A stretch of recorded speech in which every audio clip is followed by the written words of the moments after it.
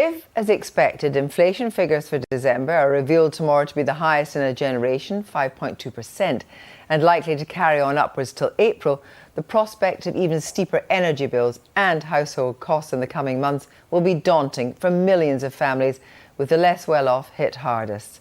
There was good news today that unemployment has returned to pre-COVID levels, but the headache for ministers is that this isn't set to be a one-year, one-off cost of living squeeze.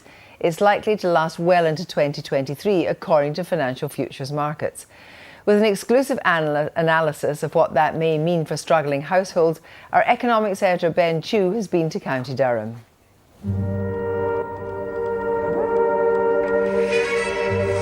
As gas prices soar, individuals are feeling the pain.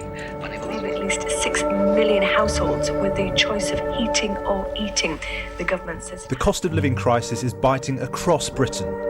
Inflation is at a 10-year high and the prices of consumer goods is rising almost weekly. Millions of households are facing fuel bills they'll struggle to afford. The northeast of England is set to be among the hardest hit regions.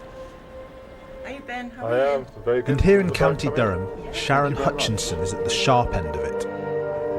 She says her fuel bills have trebled since October, and she's being supported by the National Energy Action charity. In November, I put on £20, £10, £5, £10, another £10, £20. That was just in November. We have gone without food to keep the house warm. Just before Christmas was really bad. I had to go to the food bank. Is that something you hadn't done before? No. I tend to just eat Weetabix. I sometimes eat Weetabix 3 times a day. Just because it's cheaper. We either have to eat and be cold or be warm and starve. That's the way it is. I'm just dreading April.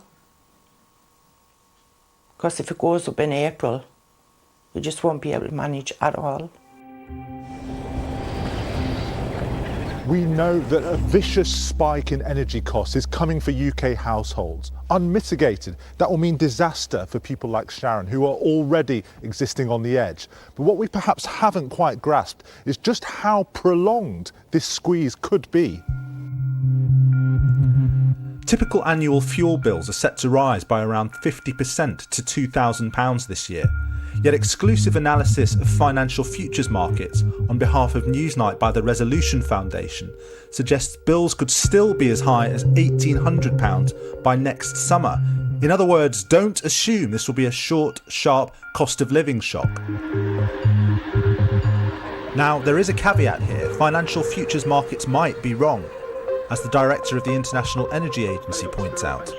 I hope it is not true, and it is futures market is not always, of course, tells the future. To be honest with you, I really hope that we find ways to reduce the demand in gas. Hopefully, with the help of especially in the next 2-3 months, not to have a harsh winter, but also through other measures, improving efficiency of using gas, replacing gas with renewables. That's interesting, because there are some people in the UK who are saying this energy crisis, this crisis of affordability for ordinary people, is a consequence of moving too fast towards net zero. Your answer to that? Definitely not. This is the way out. This is the way out.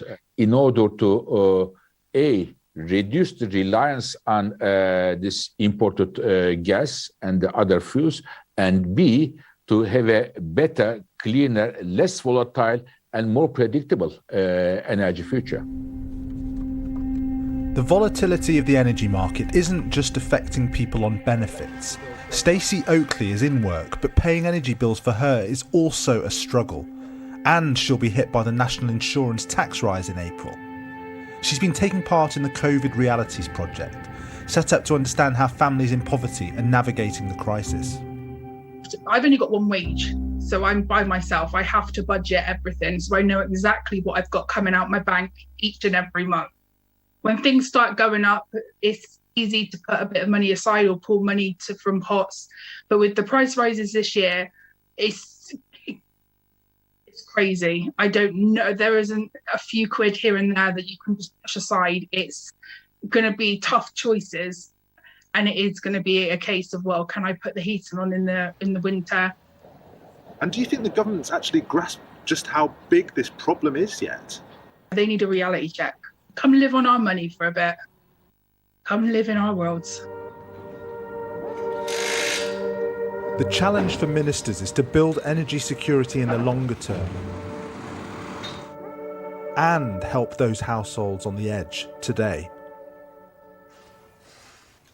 Ben Chew. Well, joining me now is the CEO of Octopus Energy, Greg Jackson, and Ruth London from Fuel Poverty Action Campaign Group. Good evening to both of you. First of all, Greg Jackson, we just heard there from Ben Chew, he called it a vicious spike coming. How much are you talking to the government about this? Yeah, I think, look, the job of energy companies these days is to drive costs down. The reality of the global market at the moment is that it's far bigger than any one company can absorb on behalf of customers. We need energy companies to work together with the government and, for example, to spread these costs over a number of years. We don't know how long it'll last. It's likely to be short-term. All of the causes are short-term. What we need to do is, assume it's going to be short-term, spread it over a number of years. And if it lasts longer, then at least we've ramped our way up. But this is going to be, if we don't act quickly, it's going to be incredibly tough. You talk about some of the problems being short-term, but what are the major factors at play in the price? Yeah, there are three major factors. So it's the same supply chain issues that affect so many markets in the post-pandemic period is affecting gas.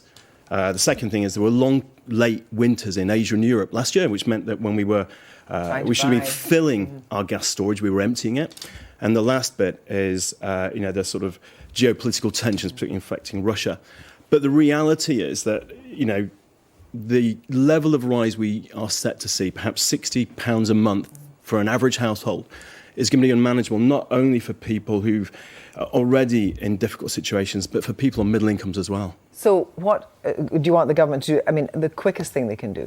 Yeah, the quickest thing we can do, the mechanisms exist in energy now to bring support to households, to deal with that short-term rise and to spread it over a number of years. Let's buy time by smoothing it out to fix a lot of the underlying issues that you heard there. So your money would come in from government or from private sector? I mean, ideally, there are private sources that can do this.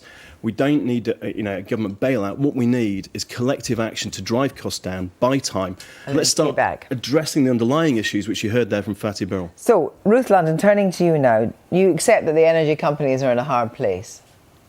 The energy retailers are in a hard place, but there are energy companies, fossil fuel companies, like, for instance, the North Sea oil producers or British Gas, who trade in energy, that are making an absolute killing. Their costs have not gone up. The prices have gone up because they can get away with it.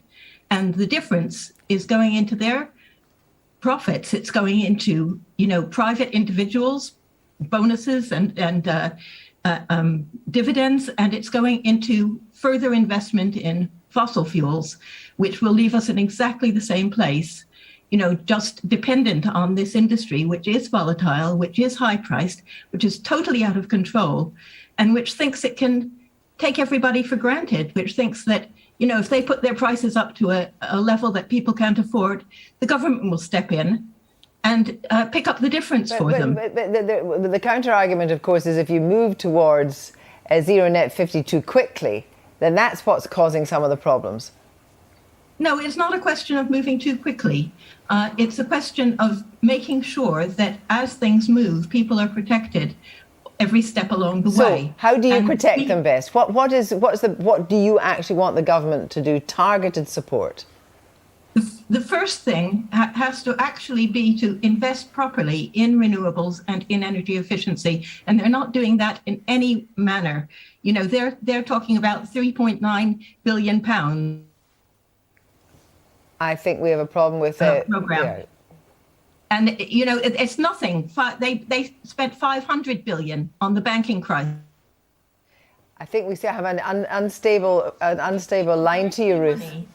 I think we've got an give people unstable. money. We'll try once more. I think we've got an unstable line to you. So I just want to make sure I ask you this one thing: the targeted help. What do you actually want in terms of cash for families having real trouble making their energy bills?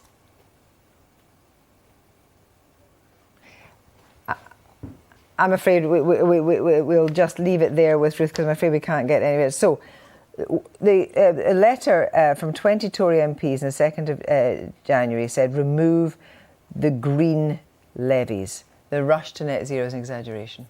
Right, so first of all, the green levies are largely historical costs. They come to about £120 a bill. We're looking at bill increases here, if we don't do something, of £700. So, of course, it's crazy that we put green levies on increasingly clean electricity. But what we really need is something that addresses the scale of the problem. The way of doing that is to spread the cost over, call it 5 years, so that we don't hit people with bills they're not going to be able to afford. And we then because you haven't got enough storage. Look, the amount by which gas has gone up globally, this isn't just a UK problem, right?